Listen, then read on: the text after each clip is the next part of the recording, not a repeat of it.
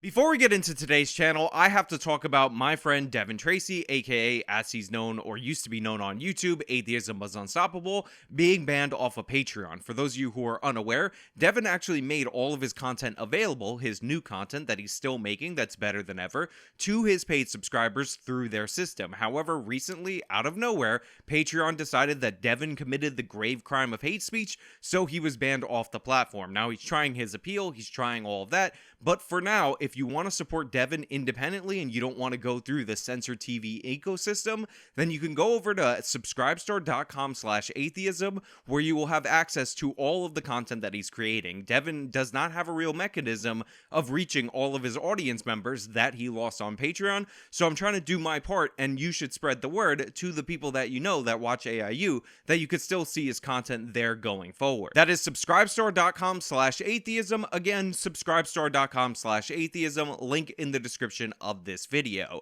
Now let's get into the video. Black Lives Matter is a scam. There's no plainer way to put it than the fact that the organization, from top to bottom, is just nonsensical in every possible way. First and foremost, their claims about society, what they exist to fix in our society, is a non-problem. They allege systemic police abuse against black people, and they go to case after case of police killings of black people, but it turns out 99 times out of 100, when you investigate these cases, they turn out to be completely fraudulent. Now, while it is true that the inception of the organization actually came about after the Trayvon Martin situation, they really cut their teeth in terms of police cases on the Michael Brown shooting. And as we've gone over a million times on this channel, that shooting was 100% justified. 3 separate autopsies showed that Michael Brown did not have his hands up. The majority of the witnesses, the ones that weren't his friend trying to profit off of the lie related to Michael Brown, said that Brown was charging at Officer Darren Wilson, and all of the forensic evidence supports this. And this was done and shown in an investigation not only by the state police in Missouri, but by Barack Obama's Department of Justice. And again, when they elected a district attorney specifically to reopen the Michael Brown case, because people still don't believe the forensic evidence, this guy came up with nothing. Have you ever wondered why you lose that youthful glow over time? Well, it turns out a big factor in the aging equation is collagen, or to be more accurate, the fact that your body produces 10% less collagen each and every decade, and thus you don't have that glue that binds your skin together, making it look young. So what do you do about this? I recommend supplementing with Health with Justice, and the reason I recommend this collagen powder is, unlike the other ones that you'll find over the store, is that this one contains about 5 different types of collagen, and it comes with the 60-day money-back guarantee. On top of that, if you go to healthwithjustice.com, guess what? It's 51% off. 51% off, 5 different types of collagen, and a 60-day money-back guarantee. You can't beat that deal. Take it once a day. Restore the youthful glow in your skin. Yet despite the fact that Black Lives Matter not only pushed this fraud, still pushes this fraud, and continues to push fraud after fraud, they continue to raise money and they continue to be treated and viewed as a respected organization. However, after the whole George Floyd thing, they really exploded. People started chucking money in their direction, as did corporations, and Black Lives Matter took in millions upon millions of dollars. However, all of a sudden, things started to get sketchy behind the scenes. All of a sudden, you started to see stories about women like Patrisse Cullors signing contracts with Warner Brothers and buying multiple high-end pieces of real estate. We started to hear about how she actually transferred money from the Black Lives Matter organization to a charity, to a nonprofit that her wife ran in Canada, and they used that to buy a mansion that was the former headquarters of the Communist Party. We started to see videos and stories break about how they secretly purchased a $6 million home in Los Angeles, supposedly, according to them, so that activists would have a secure place to stay, and yet she was hosting parties for her son, hosting parties for Joe Biden winning the election, and shooting YouTube videos about how glorious it is for them while they sip champagne in the $6 million home that they bought straight up in cash that they definitely didn't need to buy. But the wild thing about this video that we're going to talk about today is that those are all separate scandals. The fact that Black Lives Matter, the organization, didn't have a treasurer, and thus the state of California forbade them from accepting donations not too long ago, is a separate issue. Right now, Black Lives Matter's affiliate organizations are actually suing the head of their national organization for supposedly siphoning off $10 million from the group. Now, the man we're going to talk about today is called Shalama Bowers, and honestly, the allegations related to Bowers allegedly stealing $10 million are far less interesting than what he actually confirmed, according to him, was paid to work at BLM. According to this lawsuit and according to disclosures of the organization, this man took in over $2 million for 8 months worth of work at BLM. That $2.1 million is not money that he's accused of stealing. It's not money that he's accused of defrauding. It is actual salary that was paid to this man for less than 8 months worth of work. And I know what you're saying if you're smart and you're out there. The people who manage these nonprofits are essentially like CEOs. They have to manage all these donations and make the organization run, and they have to spend money wisely in order to make it sustainable. But here's the thing.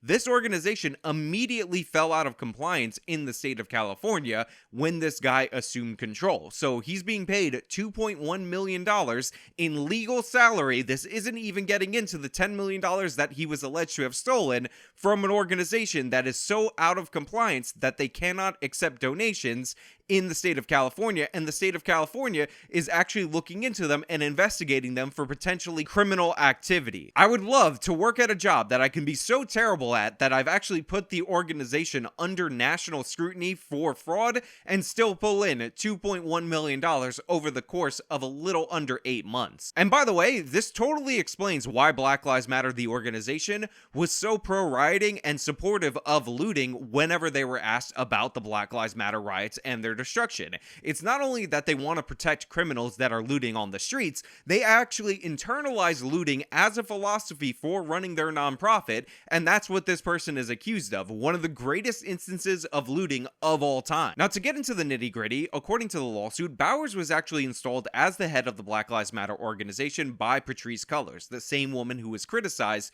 for all her different real estate holdings, who responded to the criticism by saying that she wants to build black intergenerational wealth. So her using her position as an activist to profit and buy all these homes is her helping a black family. Therefore, if you're against that, you're racist and you're against black people building intergenerational wealth. But apparently, when she passed it to this guy, because she was totally not a scammer, it was done for the purpose of him transitioning the organization to Black Lives Matter grassroots. However, Bowers had a completely different idea. It wasn't enough for him to be completely overpaid by this organization for less than 8 months worth of work. He actually took steps to seize control over it. The first thing that he did was change all of the passwords, according to this lawsuit, of the official Black Lives Matter social media accounts. So that way, nobody else in the organization could control the message related to Black Lives Matter. He also failed to disclose any fundraisers or the information that he's legally obligated to do so, not only to the states and in compliance with all the regulations of being a nonprofit, but to other people in leadership in the Black Lives Matter global initiative. On top of that, he also started removing systematically each and every person that questioned him until he was actually the sole person in a leadership position in this organization. Now, by the way, I just called it the Black Lives Matter Global Initiative. I must have combined it with the name of the Clinton Foundation, which was called the Clinton Global Initiative. It's actually called the Black Lives Matter Global Network Foundation. So anytime I said it wrong before, just know I'm correcting it right here. My apologies. Sometimes when you shoot for the hip, you miss. Now, the suit alleges that Bowers used a series of underhanded tactics and backroom deals in order to make sure that he was the sole person in charge of everything that is going on at this nonprofit organization. But it actually gets even funnier than that. Allegedly, Bowers actually trademarked or attempted to trademark the name of the new organization, the Black Lives Matter Grassroots, that they were going to transition to, so that way he would have control if all of his plans failed, and he would be able to profit off of them trying to use that name in order to promote their agenda. This guy is an A-plus scam artist, and he was heading off the organizers in every possible way. Now, other than Bowers allegedly trying to trademark the logo of the organization that Black Lives Matter Global Network Foundation was supposed to transition to, is the fact that he's still raising money using this known organization without disclosing it to anybody. Again, he is the only person, according to this suit, in a senior position at this organization, which is patently illegal, and one of the reasons why the state of California didn't want them to solicit donations in that state anymore. You need to have a separate treasurer, you need to have people managing the money and people doing the marketing and all that. There has to be a chain of command, because when you're given tax exempt status, that comes with conditions, and disclosure is actually one of those conditions. But Bowers actually has the A+ perfect defense. Bowers, of course, says that he didn't do anything wrong, everything's on the up and up, there was no transition plan, this is exactly how Black Lives Matter is supposed to run. The fact that he has a consulting firm that is being paid by this organization is totally normal, and more importantly, what is actually going on is that these bad actors that are trying to wrestle control of the organization from him are fueling right-wing hate and right-wing racism. Therefore, if you accuse him of stealing and not disclosing where this money is, and talk about the fact that he made $2.1 million for 8 months of work, and that work was him running the organization's reputation into the ground so badly that even Democratic attorney generals are looking into it, you're actually fueling racism. What's wrong with you? You're racist. And if you think I'm exaggerating, check out this statement. Quote, "The BLM GNF board requested, on over 10 occasions, private mediation or meetings with Melina Abdullah and BLM grassroots, including and regarding social media policies. We did so in order to stay true to the principles of abolition, resolving issues through conflict mediation rather than falling victim to the carceral logic and social violence that fuels the legal system. But Melina Abdullah and BLM GR ignored or refused our offers. To the contrary, they would rather take the same steps of our white oppressors and utilize the criminal legal system, which is propped up by white supremacy, this same system they say they want to dismantle in parentheses, to solve movement disputes. Again, bravo. Let me steal from you, and I guess you gotta go to mediation with me, because if you go to the legal system, white supremacy, white supremacists, white people bad. In particular, Melina Abdullah and BLM GR's storytelling concerning the current BLM GNF board is harmful, divisive, and false. It only gives fodder to right-wing media's clear agenda of sowing distrust and division among black folks. By the way, I gotta knock you for not spelling folks Folx. That is the appropriate non-white supremacist way to do it. And it is in deep contrast to the abolitionist values and the fight for black liberation. This statement is amazing in every possible way, because they kind of got him by the balls. You already said you wanted to abolish the legal system, so now you have to let this man allegedly steal $10 million for you and go into social mediation, otherwise you're dividing up the black folks. Now look, I absolutely love everything about this story, except for the fact that some of the people who legitimately believed that racism was a serious problem and didn't have much money to begin with actually donated to this organization just to line the pockets of the various founders, because this organization is riddled with scandals and riddled with the lavish lifestyle and them profiting off of it. However, the lefty progressives that have been donating money to this, that think America's super evil and that half of the country is irredeemably racist, deserve to be scammed by this organization. If you donate to an organization that justifies looting,